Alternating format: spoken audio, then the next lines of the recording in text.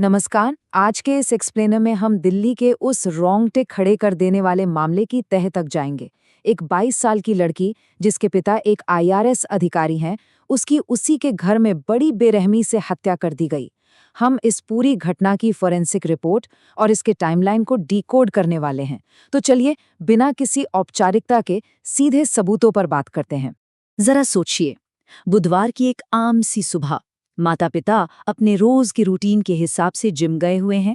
घर में एक नौजवान लड़की है जो अपने ही घर में, जिसे हम दुनिया की सबसे सुरक्षित जगह मानते हैं, वहां एक बेहद क्रूर हमले का शिकार हो जाती है। ये कोई आम आपराधिक घटना नहीं है, बल्कि उस सेफ्टी के भ्रम का टूटना है जिसमें हम सब रोज जीते हैं। आखिर उस दिन उस सुरक्षित किले के अंदर हुआ क्या था? इस पूरी गुत्थी को सुलझाने की शुरुआत होती है फोरेंसिक ऑटोप्सी के नतीजों से। ये रिपोर्ट सिर्फ मौत की वजह नहीं बताती, बल्कि ये चीख चीख कर उस खौफनाक संघर्ष की गवाही देती है जो उस दिन उस घर के अंदर हुआ। पीड़िता ने खुद को बचाने की जो जद्दोजहद की, उसके सबूत हमें यहीं से मिलते हैं। रिपोर्ट में दर्ज चोटों को देखें तो चेहरे पर किसी भारी चीज से किया गया वार, टूटी हुई नाक की हड्डी और सबसे अहम बात, हाथों, बाहों और पैरों पर मिले खरोंच और चोट के निशान। फोरेंसिक की भाषा में एक्सपर्ट्स इन्हें डिफेंसिव वुंड्स या बचाव में आई चोटें कहते हैं। मतलब बिल्कुल साफ है, उस लड़की ने आसानी से हार नहीं मानी। उसने अपनी जान बचाने के लिए अपने हमलावर का पूरी ताकत से आखिरी सांस तक डट कर मुकाबला किया। लेकिन दुर्भाग्य से ये संघर्ष एस्फिक्सिया पर जाकर खत्म हुआ। आसान भाषा में कहें तो दम घुटना, जब शरीर को ऑक्सीजन मिलनी बंद हो जाती है। डॉक्टरों को गले की मांसपेशियों में खून बहने और थायराइड कार्टिलेज के टूटने के साफ सबूत मिले हैं। इससे ये साबित हो गया कि गला घोटने के लिए किसी मोबाइल की चार्जिंग केबल का इस्तेमाल किया गया था। वाकई ये एक बेहद क्रूर तरीका था। अब आगे की जांच के लिए पुलिस ने विसरा, नाखूनों की खरोंच के सैंपल, खून के नमूने और स्वैब सुरक्षित रख लिए हैं। ऐसा इसलिए किया गया क्योंकि पुलिस को गहरा शक है कि जब वो बेहोश थी तब उसके साथ यौन उत्पीड़न भी हुआ। ये जो साइंटिफिक सैंपल्स हैं ना, यही इस बात की पुख्ता तौर पर पुष्टि करेंगे। चलिए अब इस पूरी घटना की टाइमलाइन को रिकंस्ट्रक्ट करते हैं। एक सुरक्षित घर में ये सोची समझी घुसपैठ आखिर हुई कैसे? मिनट दर मिनट समझने की कोशिश करते हैं कि कैसे आरोपी राहुल मीना ने, जिसे पहले घर के काम से निकाल दिया गया था, उसने इस दिल दहला देने वाले जुर्म को कैसे अंजाम दिया। देखिए, ये कोई अचानक हुआ हादसा बिल्कुल नहीं था। सबसे पहले तो मीना एक स्पेयर चाबी का इस्तेमाल करके घर में घुसा, मतलब उसे घर के चप्पे चप्पे की जानकारी थी। अंदर जाते ही उसने भारी चीज से अचानक हमला किया और फिर मोबाइल केबल से गला घोट दिया।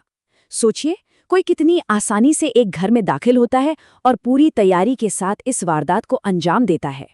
हत्या के बाद उसने जो किया वो उसके शातिर दिमाग को और बेनकाब करता है। वो उस लड़की को छत के स्टडी रूम से घसीटता हुआ नीचे लाया, उसी कमरे से जहां वो अपनी सिविल सर्विसेज की तैयारी कर रही थी। फिर उसने पीड़िता के फिंगरप्रिंट का इस्तेमाल करके घर की तिजोरी खोलने की कोशिश की। जब फिंगरप्रिंट काम नहीं आया तो वो रुका नहीं, उसने लूटपाट के लिए एक पेचकस निकाला और जबरन लॉकर को तोड़ दिया। और आप हैरान रह जाएंगे ये जानकर कि ये सब कुछ एक बहुत ही छोटी सी टाइम विंडो में हुआ।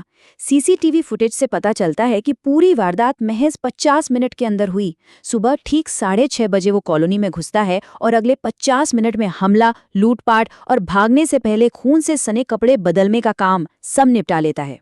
सुबह 7:20 पर वो कॉलोनी से बाहर निकल जाता है, यानी माता पिता के लौटने से बस थोड़ा ही पहले। एकदम परफेक्ट और भयानक टाइमिंग। उस टूटे हुए लॉकर से क्या गायब था? पूरे 2.5 लाख रुपए कैश और कुछ गहने। ये आंकड़ा साफ कर देता है कि इस नृशंस हत्या के पीछे का एक बड़ा मकसद पैसा था। मतलब पूरी तरह से वित्तीय फायदे के लिए एक इंसान की जान ले ली गई। खैर, इस खौफनाक वारदात के बाद दिल्ली पुलिस का एक्शन भी बहुत तेज था। जांच और गिरफ्तारी का सिलसिला तुरंत शुरू हुआ और पुलिस ने इस फरार पूर्व नौकर की तलाश में दिन रात एक कर दिया।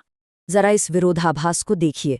जो शख्स कभी उसी घर का एक बहुत ही भरोसेमंद नौकर हुआ करता था, जिसे घर के लोग अच्छी तरह जानते थे, आज वो दिल्ली के द्वारका के एक होटल से गिरफ्तार किया गया एक खूंखार हत्यारा है। ये सच में डराता है कि घर के अंदर जिस पर आपने सबसे ज्यादा भरोसा किया, उसी ने इस भरोसे का सबसे खतरनाक तरीके से कत्ल कर दिया। लेकिन इस कहानी का सबसे खौफनाक हिस्सा तो अभी बाकी है। रिपोर्ट्स के मुताबिक दिल्ली में इस हत्या को अंजाम देने से सिर्फ चंद घंटे पहले ही मीना ने कथित तौर पर राजस्थान के अलवर में अपने ही एक दोस्त की पत्नी के साथ दुष्कर्म किया था।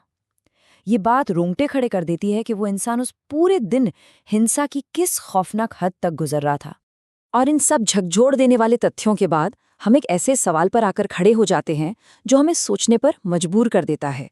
जिन लोगों को हम अपने घर में मदद के लिए रखते हैं, जिन पर हम भरोसा करके उन्हें अपनी निजी जिंदगी का हिस्सा बनाते हैं, अगर वही हमारे लिए जानलेवा खतरा बन जाएं, तो फिर हमारे अपने घर की सुरक्षा और पवित्रता की गारंटी कौन दे सकता है?